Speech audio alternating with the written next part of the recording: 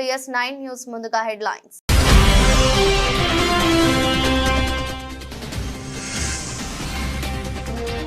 యాదగిరిగుట్టలో ఫ్యాక్టరీలో పారే పేలుడు 8 మంది కార్మికులకు గాయాలు, 2 పరిస్థితి విషమం.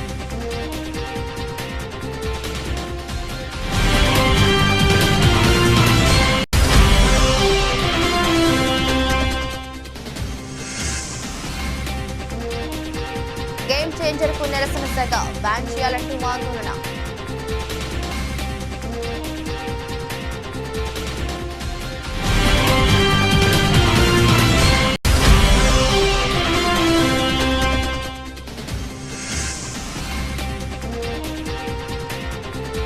రిటైర్మెంట్ వార్తల్లో నిజం లేదన్న రోహిత్ శర్మ, చట్ట ప్రయోజనాలే తనకు ముఖ్యమని స్పష్టీకరణ.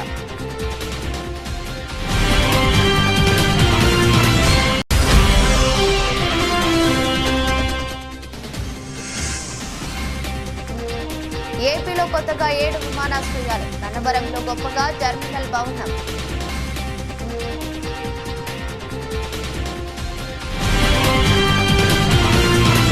భద్రాద్రి కొత్తగూడెం జిల్లా మనుగూరు ఎమ్మెల్యే క్యాంపు కార్యాలయం ప్రజాభవన్లో కాంగ్రెస్ పార్టీ మండల టౌన్ నాయకులు సమక్షంలో నిర్వహించిన భారతదేశపు తొలి మహిళా ఉపాధ్యాయురాలు, ప్రముఖ సంఘ సంస్కర్త, స్త్రీ సాధికారత కోసం విశేషంగా కృషి చేసిన సావిత్రిబాయి పులే జయంతి సందర్భంగా ఆ మహానీయురాలు చిత్రపటానికి పూలమాలలు వేసి ఘన నివాళులర్పించిన పినపాక నియోజకవర్గ శాసనసభ్యులు పాయం వెంకటేశ్వర్లు. ఈ యొక్క కార్యక్రమానికి మనుగూరు మండల కాంగ్రెస్ పార్టీ అధ్యక్షులు పిరినకి నవీన్, మనుగూరు మండల కాంగ్రెస్ పార్టీ నాయకులు, అశ్వాపురం మండల కాంగ్రెస్ పార్టీ నాయకులు, కార్యకర్తలు తదితరులు పాల్గొన్నారు. సంగారెడ్డి జిల్లా పటాన్చెరు నియోజకవర్గం గుమ్మడిదల మండలం గుమ్మడిదల రైతులను మోసం చేసేందుకు కాంగ్రెస్ ప్రభుత్వం మరో కుట్ర చేస్తుందని, ఎలాంటి షరతులు లేకుండా 2 విడత రైతు భరోసాలను అందజేయాలని బీఆర్ఎస్ రాష్ట్ర నాయకులు చిమ్ముల గోవర్ధన్ రెడ్డి డిమాండ్ చేశారు. తెలంగాణ రాష్ట్ర కాంగ్రెస్ ప్రభుత్వం రైతులకు పంట వేసిన వారికి మాత్రమే 2వ విడత రైతు భరోసాను అందజేస్తానని ప్రకటించడం పట్ల బీఆర్ఎస్ రాష్ట్ర నాయకులు చిమ్ముల గోవర్ధన్ రెడ్డి స్పందించారు. ఈ సందర్భంగా గుమ్మడిదల మండల కేంద్రంలోని CGR ట్రస్ట్ కార్యాలయంలో ఆయన మీడియాతో మాట్లాడారు.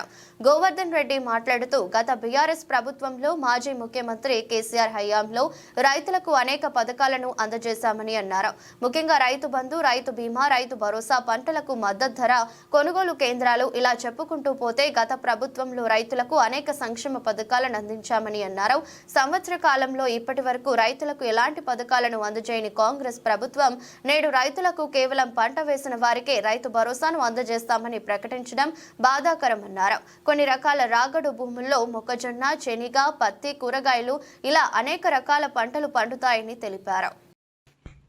ఈరోజు మరొక్కసారి కాంగ్రెస్ ప్రభుత్వం చేస్తున్నటువంటి మోసాలను మరొక్కసారి రైతులను నటించేందుకే ఎన్నో నాటకాలు ఆడుతూ ఉన్నారు. కాబట్టి రైతు భరోసాను 2 పంటలకు ఇస్తున్నటువంటి కేసీఆర్ గత ప్రభుత్వంలో అదేవిధంగా మీరు దాన్ని కొనసాగించాలని చెప్పి ఎటువంటి షరతులు లేకుండా ఇవ్వాలని చెప్పి మేము ప్రభుత్వాన్ని డిమాండ్ చేస్తూ ఉన్నాం. రైతుల పక్షాన ఎనలేని సేవ చేసినటువంటి ఈ ప్రభుత్వం కేసీఆర్ గారు, రైతుల పట్ల రుణపడి ఉన్నాం కేసీఆర్ గారికి. ఎందుకంటే కేసీఆర్ చేసినటువంటి పనులు, రైతు బీమా కానీ, రైతు భరోసా కానీ, రైతు రుణమాఫీ కానీ, రైతుకు మద్దతు ధర కానివ్వండి, కొనుగోలు కేంద్రాలకు ఏర్పాటు చేసినటువంటి ప్రభుత్వం బీఆర్ఎస్ ప్రభుత్వం. దాన్ని సంవత్సరం నుంచి ఒక రైతు బంధు ఇవ్వకుండా మీరు దాటేస్తూ ఉన్నారు.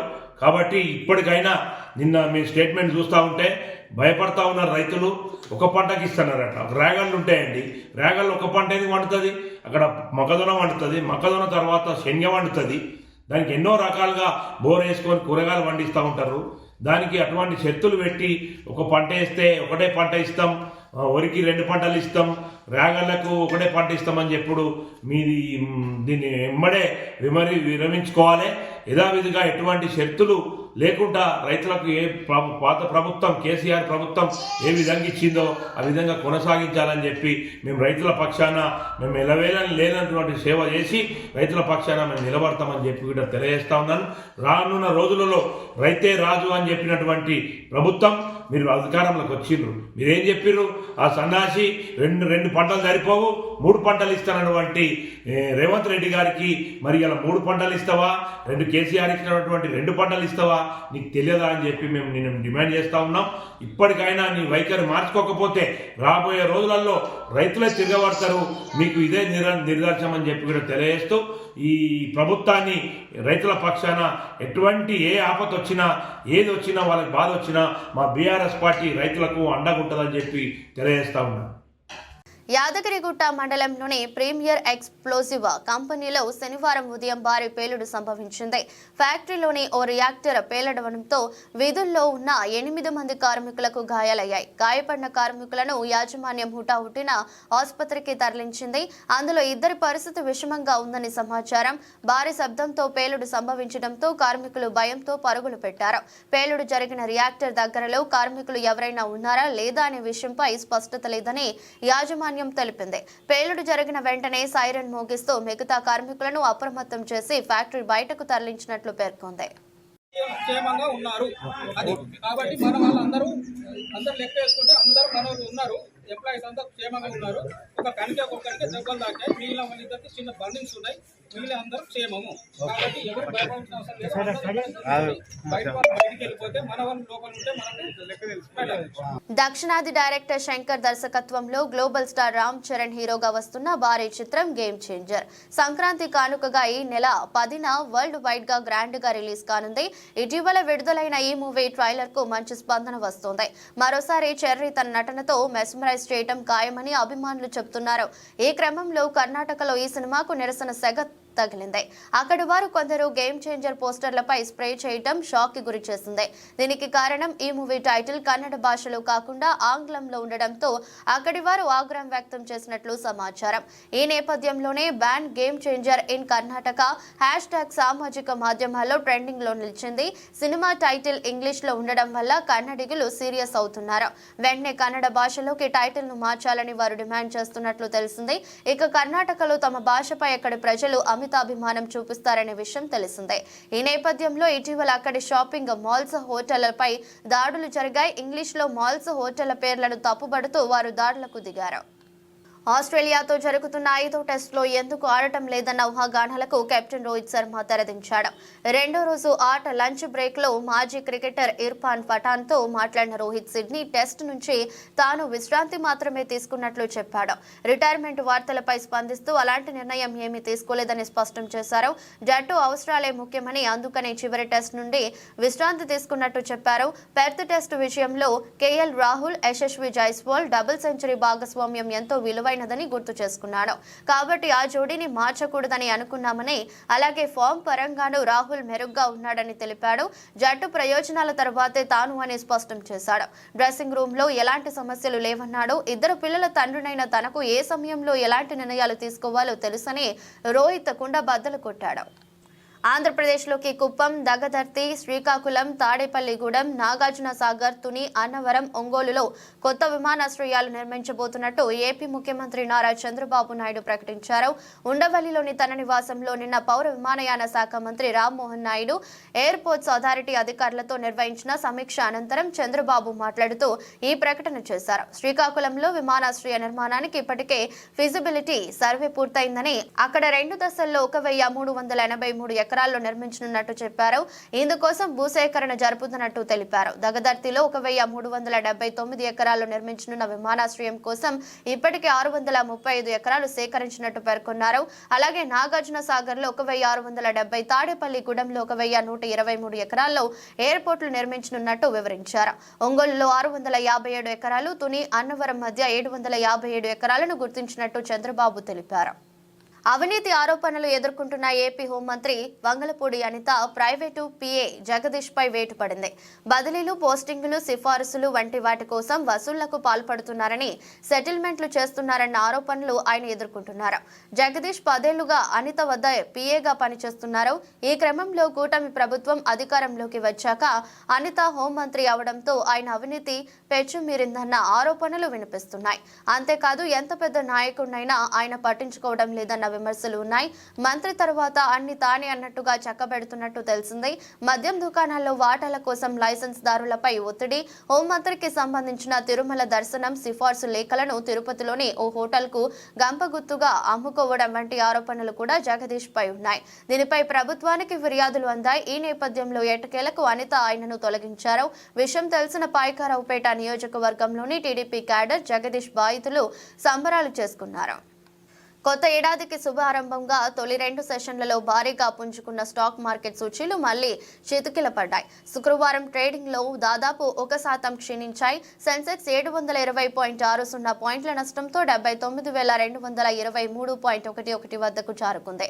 నిఫ్టీ 183.90 పాయింట్లు కోల్పోయి 24,004.75 వద్ద స్థిరపడింది. వచ్చే వారంలో డిసెంబర్ త్రైమాసిక ఆర్థిక ఫలితాల సీజన్ ప్రారంభం కానున్న నేపథ్యంలో మదుపరులు ముందు జాగ్రత్తగా ఐటీ, బ్యాంకింగ్ షేర్లలో అమ్మకాలకు పాల్పడటం ఇందుకు కారణమైంది. డాలర్ బలోపేతం, రూపాయి క్షీణత, అధిక వాల్యుయేషన్లు వంటి అంశాలు మార్కెట్ సెటిల్మెంట్ ను మరింత కుంగదీశాయి.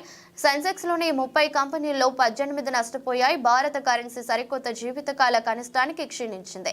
డాలర్ రూపాయి మారకం విలువ మరో 4 పైసలు తగ్గి 85.79 వద్ద ముగిసింది. దిగుమతిదారుల నుండి డాలర్ కు డిమాండ్ పెరగడంతో పాటు ఈక్విటీ మార్కెట్ల నష్టాలు ఇందుకున్న ప్రధాన కారణమయ్యాయి.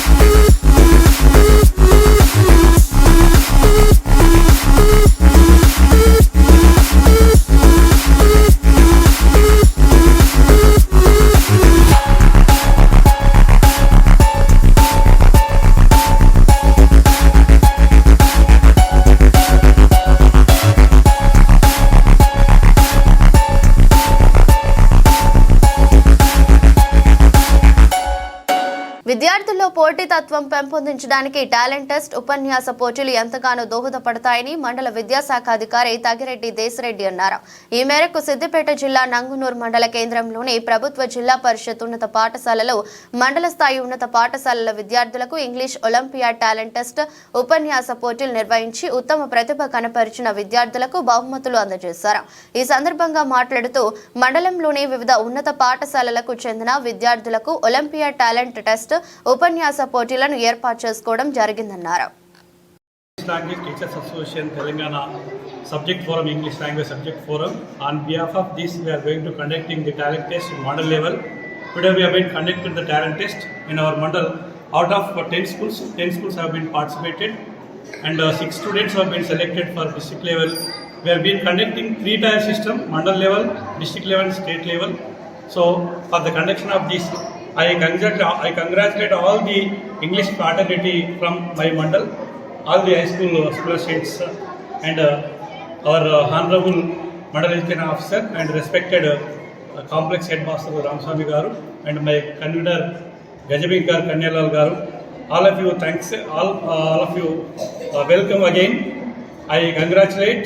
I am very happy to conduct this talent test at mandal level. Thank you.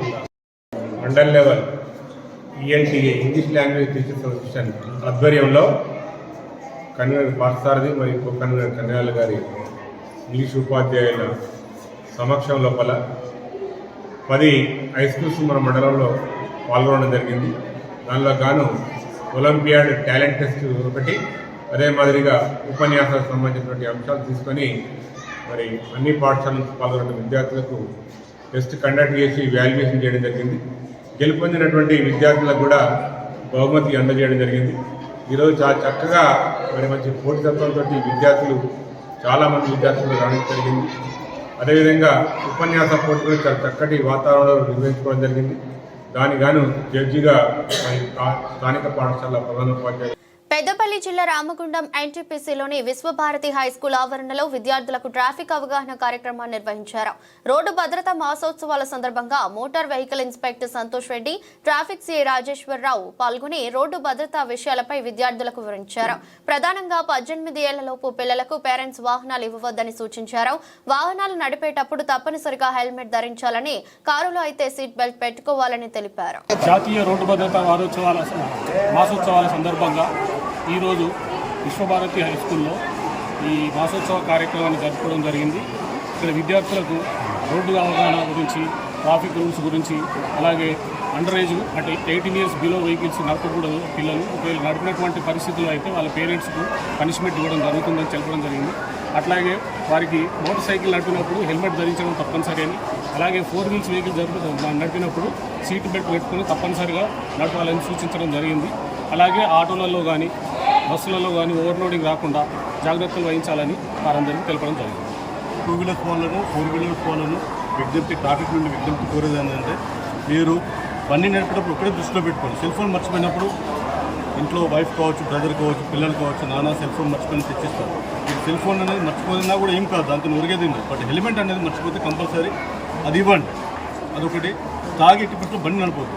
So మనం బండి మనం కరెక్ట్గా పోయినా కూడా మన టైం బాగాలేకుండా వేరే వాడికి గుద్దినా కూడా సో ఏంటంటే తాగిన వాళ్ళకి తప్పంటారు మనం రైట్ పోయినా. సో ఎట్టి పరిస్థితుల్లో డ్రంక్ అండ్ డ్రైవ్ కానీ, సెల్ ఫోన్ డ్రైవింగ్ కానీ, వితౌట్ హెల్మెట్ కానీ, సిగ్నల్ జంపింగ్ కానీ, ఓవర్ స్పీడ్ కానీ, ట్రిపుల్ రైడింగ్ ఇలాంటి చేయకూడదని చెప్పాము. దానివల్ల జరిగే నష్టాల గురించి చెప్పాము. సో పిల్లల్ని కూడా కోరింది అదే, అంటే బిలో 18 ఇయర్స్ ఉన్న పిల్లలు ఎన్ని కాస్ట్ బండి నడపకూడదు. వాళ్ళు నడిపిందంటే వాళ్ళు తెలిసి తెలియక వాళ్ళు చేసిన పొరపాటుకు వాళ్ళ పేరెంట్స్ ఉన్న చట్టాల ద్వారా ద్వారా వాళ్ళ పేరెంట్స్ జరుగుతుంది కాబట్టి వాళ్ళని అదే కోరాము. రజకుల సంక్షేమ అభివృద్ధి రెండింటికి కోసం త్రికరణ శుద్ధితో పాటుపడే ఏకైక పార్టీ తెలుగుదేశం పార్టీ మాత్రమేనని సెంట్రల్ నియోజకవర్గం ఎమ్మెల్యే బోండా ఉమామహేశ్వరరావు అన్నారు. పార్టీ అధికారంలోకి వస్తే బీసీలు అధికారంలోకి వచ్చినట్లేనన్నారు. బీసీ వర్గాల సంక్షేమం కోసం నిరంతరం అనేక పథకాలను ప్రవేశపెట్టిన పార్టీ తెలుగుదేశం పార్టీ మాత్రమే అన్నారు. సెంట్రల్ నియోజకవర్గం పరిధిలోని 27వ డివిజన్ సాంబమూర్తి రోడ్ సెంటర్లో రజక కళ్యాణ మండప ప్రారంభోత్సవం జరిగింది. కళ్యాణ మండపాన్ని ప్రారంభించిన ఎమ్మెల్యే బోండా ఉమామహేశ్వరరావు మాట్లాడుతూ, తెలుగుదేశం పార్టీ అధికారంలోకి వచ్చిందంటే బీసీలకు అధికారం వచ్చినట్లేనన్నారు. బీసీ వర్గాల సంక్షేమం కోసం ప్రారంభం నుండి నేటి వరకు అనేక పథకాలను ప్రవేశపెట్టి అమలు చేస్తున్న ఏకైక పార్టీ తెలుగుదేశం పార్టీ మాత్రమే అన్నారు. ఆదరణ పథకం కూడా అతి త్వరలో ప్రారంభిస్తామన్నారు. ఎన్నికలకు ముందు రజకులకు ఇచ్చిన వాగ్దానం మేరకు కళ్యాణ మండపాన్ని అప్పగించిన విధంగానే పై అంతస్తు నిర్మాణం కూడా త్వరలో చేపడతామని ఎమ్మెల్యే హామీ ఇచ్చారు. భవిష్యత్తులో కూడా రజకుల సంక్షేమం కోసం ఎన్డీఏ కూటమి పలు సంక్షేమ పథకాలను సిద్ధం చేసిందన్నారు. 27 డివిజన్ తెలుగుదేశం పార్టీ అధ్యక్షుడు కొండపల్లి రూప్ కుమార్ మాట్లాడుతూ, రజకులు సంపూర్ణ మద్దతు తెలుగుదేశం పార్టీకి ఎప్పుడు ఉంటుందన్నారు. భవిష్యత్తులో నామినేట్ పదవుల్లో రజకులకు పదవులను కేటాయించాలన్నారు. నా పేరు వల్లూరు మధుసూదన్ రావు. నేను రజక కార్పొరేషన్ డైరెక్టర్గా ఉన్నాను. ఆ రోజున 2014లో ఈ కళ్యాణ మండపం కడటానికి నా సమక్షంలో నేను అధ్యక్షుడిగా ఉన్నప్పుడు ఉమా గారిని అడగడం జరిగింది. ఆ మీటింగ్లో ఏమని చెప్పారంటే 70-80 మందితో మీరు మీటింగ్ పెట్టారు. ఆ 70-80 మందితో మేము ఏం వాగ్దానం చేయము, ఎక్కువ మంది కనుక మీరు రాగలిగితే నేను ఏదైనా కళ్యాణ మండపానికి వాగ్దానం చేస్తానని చెప్పడం జరిగింది. ఆ రోజున ఒక 1000 మందితో అల్లూరి సీతారామరాజు కళ్యాణ మండపంలో మీటింగ్ ఏర్పాటు చేయడం జరిగింది.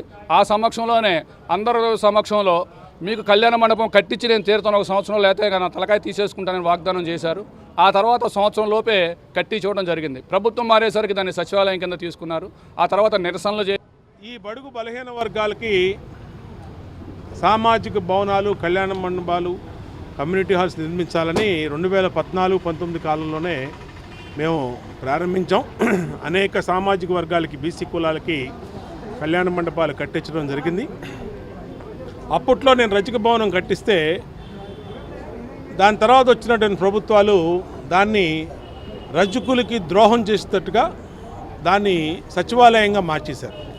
మేము అప్పటికే అనేక సార్లు అడిగాం, ఇంకా సచివాలయం పెట్టుకోవడానికి వేరే స్థలమే లేదా మీకు, రజకుల కళ్యాణ మండపమే కావాల్సి వచ్చిందని అడిగినా ఏ రోజు పట్టించుకున్నటువంటి ఆనాటి ప్రభుత్వాలకి బుద్ధి చెప్పేటట్టుగా ఇవాళ మరొక కొత్త భవనాన్ని కట్టించి ప్రారంభోత్సవం చేయడం జరిగింది.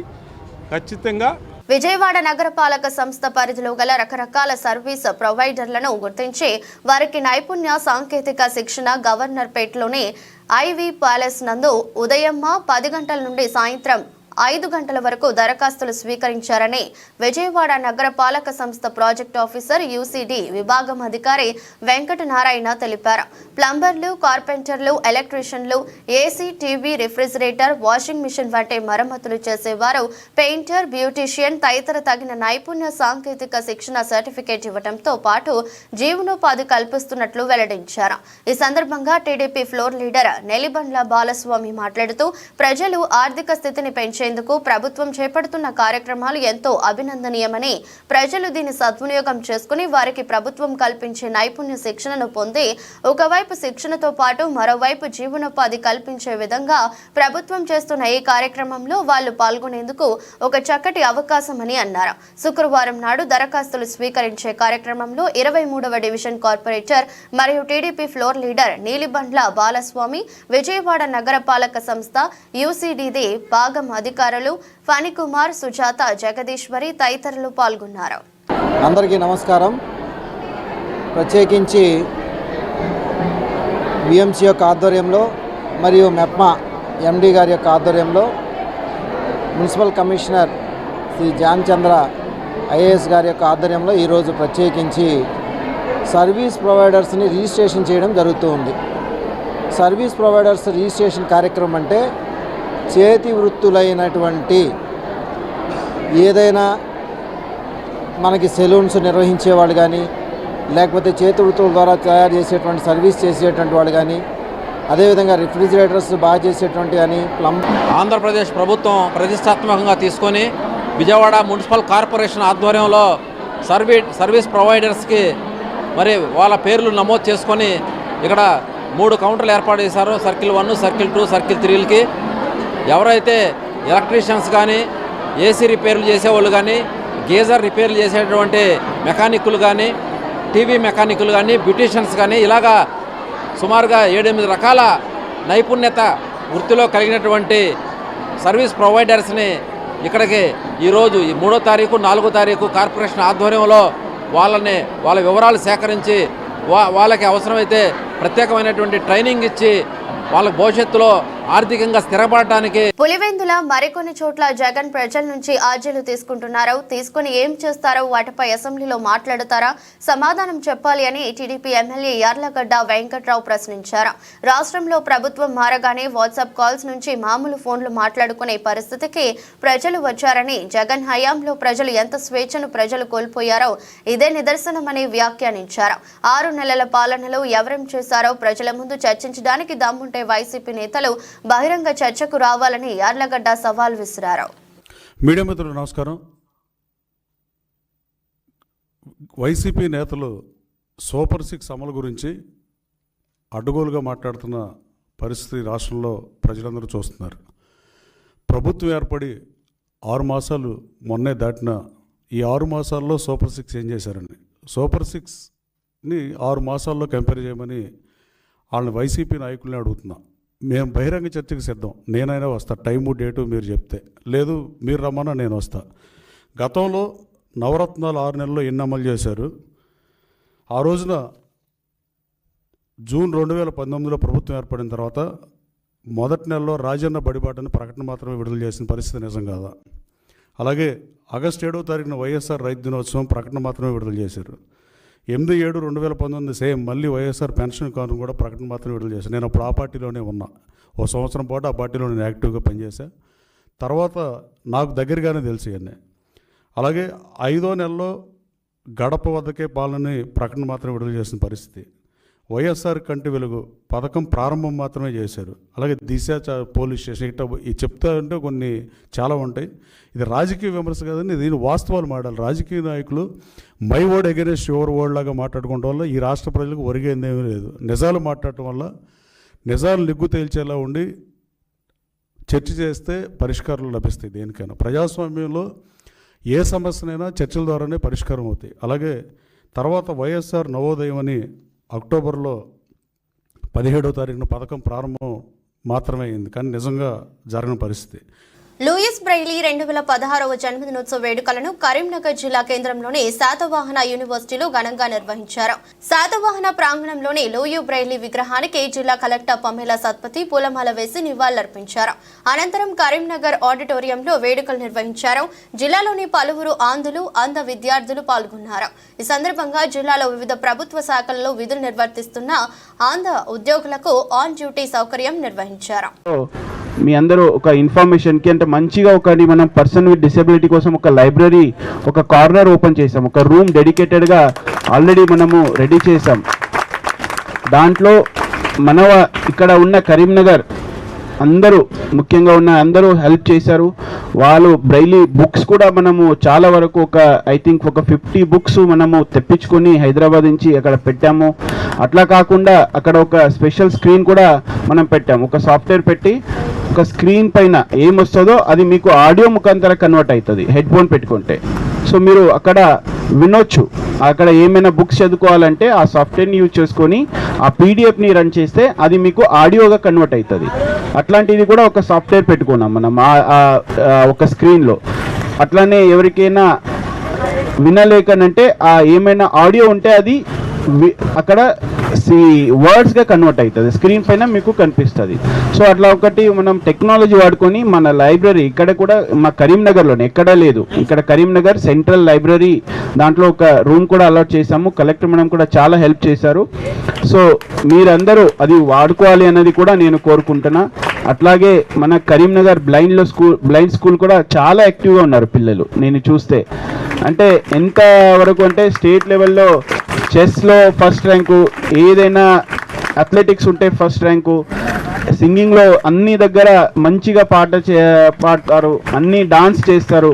సో నేను కూడా ఒక 3-4 సారి వెళ్ళాను అక్కడ. చాలా మంచిగా అందరూ యాక్టివ్గా ఉన్నారు. ఇట్లానే మీరు కూడా ముందుకి తీసుకొని వెళ్ళాలనేది అందరికీ నేను కోరుకుంటా. ఇంకా మీ సైడ్ నుంచి మా సైడ్ నుంచి ప్రభుత్వ సైడ్ నుంచి కూడా ఏమైనా హెల్ప్ కావాలి, సపోర్ట్ కావాలంటే డెఫినెట్గా 100%గా మనం కూడా ముందుకి వస్తే మీ అందరికీ ఒక హెల్ప్ చేస్తాము. మొత్తం మన ప్రభుత్వ సైడ్ నుంచి యాక్సెసిబుల్గా మీకు ఏమేమి కావాలి అన్నీ ఇవ్వడానికి మనం కూడా రెడీ ఉన్నామని చెప్తూ నాకు ఈరోజు ఇంత ఒక మంచి ప్రోగ్రాం పిలిచి ఆహ్వానించి ఒక అవకాశం ఇచ్చిందికి ధన్యవాదాలు. Thank you very much.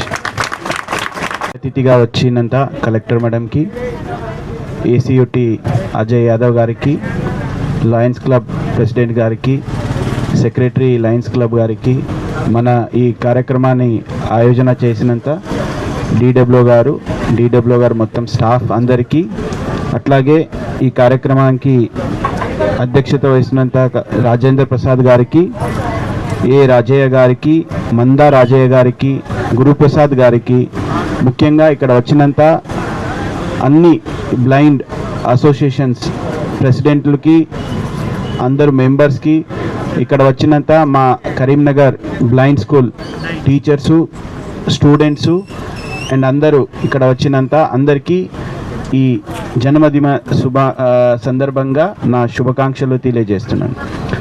So ఈరోజు మనము చాలా మంచిగా ఈ ప్రోగ్రాం జరిపించుకుంటున్నాము.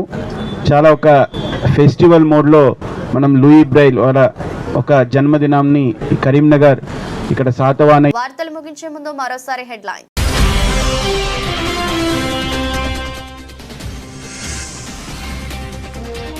యాదగిరిగుట్టలో ఫ్యాక్టరీలో పారే పేలుడు, 8 మంది కార్మికులకు గాయాలు, 2 పరిస్థితి విషమం.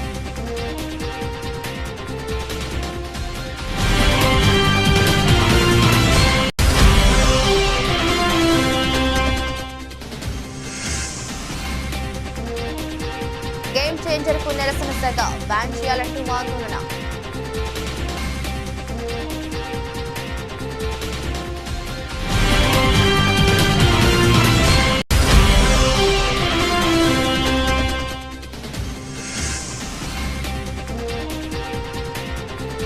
రిటైర్మెంట్ వార్తల్లో నిజం లేదన్న రోహిత్ శర్మ, చట్ట ప్రయోజనాలే తనకు ముఖ్యమని స్పష్టీకరణ.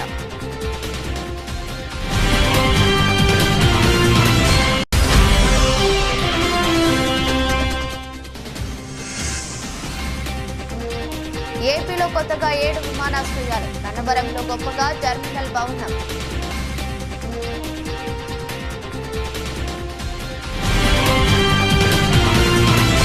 ఇది రోజు బులెటిన్. మరో బులెటిన్లో మళ్ళీ కలుద్దాం. అంతవరకు సెలవు. నమస్కారం.